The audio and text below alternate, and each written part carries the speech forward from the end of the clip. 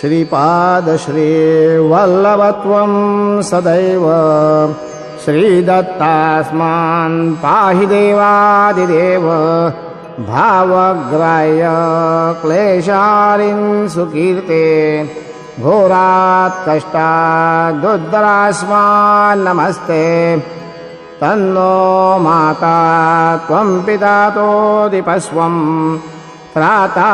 योगक्षेमकृत्सद्गुरुस्वं त्वं सर्वस्वं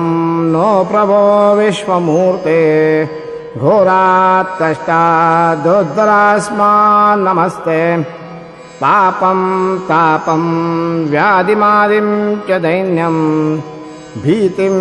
क्लेशं त्वं हराशु त्वदैन्यं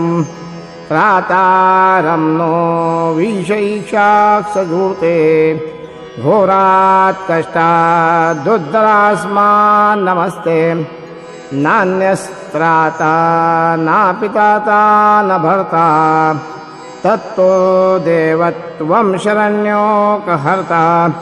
पूर्वात्रेयानुग्रहं पूर्णदाते घोरात् कष्टादुद्धरास्मान् नमस्ते धर्मे प्रीतिं सन्मतिं देवभक्तिं सत्संगाप्तिं देहि भुक्तिं च मुक्तिं भावासक्तिं चाखिलानन्दमूर्ते घोरात् कष्टादुद्धरास्मान् नमस्ते श्लोकपञ्चकमेतद्यो लोकमङ्गलवर्धनं प्रपटे नियतो भक्त्या श्रीदत्तप्रियो भवेत् अवधूतचिन्तन श्री गुरुदेव दत्त।